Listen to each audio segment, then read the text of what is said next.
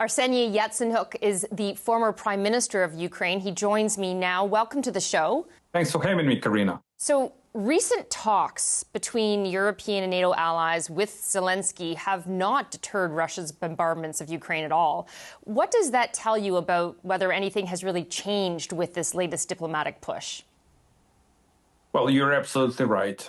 Russia is not eager to stop. So Putin wants to take over an entire Ukraine. But the good thing is that, look, the optics in DC was really good. It's completely different rather than this notorious dressing down situation that happened a few months ago between President Zelensky and President Trump. My gut feeling is that Americans are again back on board. And this was a kind of unprecedented event. I can't remember this kind of magnitude that the world has witnessed. It was a kind of summit of the free world that happened in the Oval Office. So this is the good news. But it's all about deliverables and clear-cut actions. And actions are really needed. So right now, I hope that we are on the same page. And we need to hammer out, we as a free world, to hammer out our negotiating position. In what way we are ready to get durable, fair, and just peace. Well, let's talk about those deliverables, because obviously there's been a lot of talk, especially from Donald Trump, about getting a meeting between, either bilaterally between Zelensky and Putin, or between having Trump there as well. But now we have Russia's foreign minister is out today downplaying the idea of a bilateral meeting anytime soon. He said there needs to be work done before the two can meet. So what do you think of the chances are that that meeting will ever happen? Well, nothing new on the Russian side. They are dragging their feet. They want to cheat us and deceive, period. So nothing has changed. The only thing they're going to do, as they already told, they're going to raise the level of negotiators. As of now, they have no name negotiators. So we expect to see some kind of so-called high-level negotiators from the Russian rubber stamper house. So it could be, I missed the name of this lady, who is the chair of the Russian House, or something else. But whether they are in the driver's seat, whether they are decision makers, no. There is only one person in Russia who really makes the decision. This is the designated war criminal Putin. And he has already made the decision to cheat and to play for time, and not actually to overpress on President Trump. Not to show to President Trump that he is ready for some kind of sham talks in order to postpone the momentum. When President Trump decides to impose severe sanctions and provide Ukraine with a security supplement, with the new security aid package. That's the reason why Russians are playing this game. But and so far we've seen that the U.S. and Donald Trump is not really willing to force a peace deal or any kind of consequences for ragging the puck, for dragging its feet in terms of Russia. So where does that leave Ukraine if we're so dependent on a strong U.S. and the U.S. actually putting pressure on Russia? And if that's not happening, where does that leave Ukraine?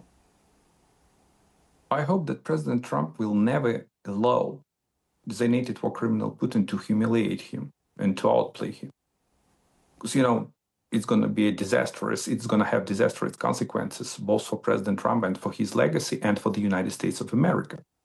For the time being, he's trying to do his best as a deal maker to meet with Putin to get some kind of concessions, and that's the reason why he decided to roll out the red carpet for Putin. But he didn't get these concessions right now, and he's still in the waiting room. But if the time runs out, once again, I hope that President Trump and the entire free world will do their best and will do what is needed to press it like hell on Russia. That's the only language Putin and Russia understands. Now, you mentioned concessions. Obviously, we so far have very well seen where both sides, but especially Russia, not at all seeming willing to make any concessions. Is there a concession that Ukraine can make that would get us closer to a deal, or is that also just not possible? Well, here is the thing. There are a lot of deliberations over different types of concessions on the Ukrainian side. But I'm just wondering, what type of and kind of concession Russia is ready to make? So the more we have this kind of cheap talk about Ukraine's concessions, the higher appetite Russia has for swallowing an entire Ukraine. It is crystal clear. So in my humble opinion, we need to stop this kind of cheap talk about Ukraine's concessions. We need to unfold and to present a joint negotiating position of the entire free world to the Russian Federation with a clear-cut action plan, the way to unfold the way we are ready to cut the peace deal, to show our priorities and to show the way we're going to negotiate. Otherwise, we are just playing the Russian game.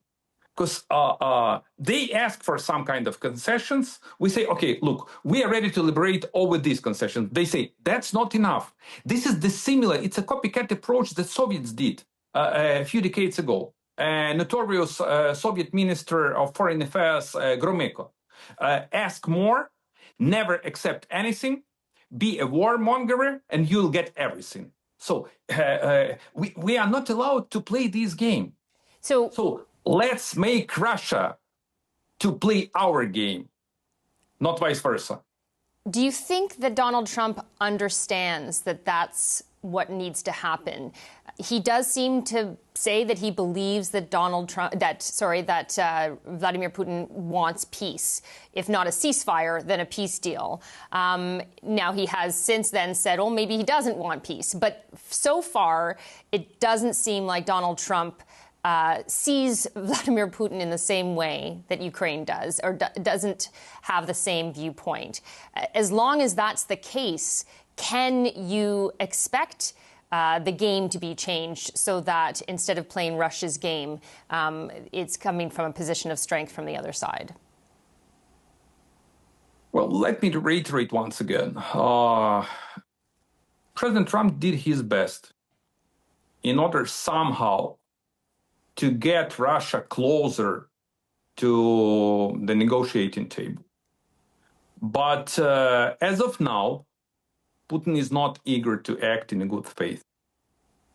And I am not in the position to answer what is the President Trump perception of what's happening right now.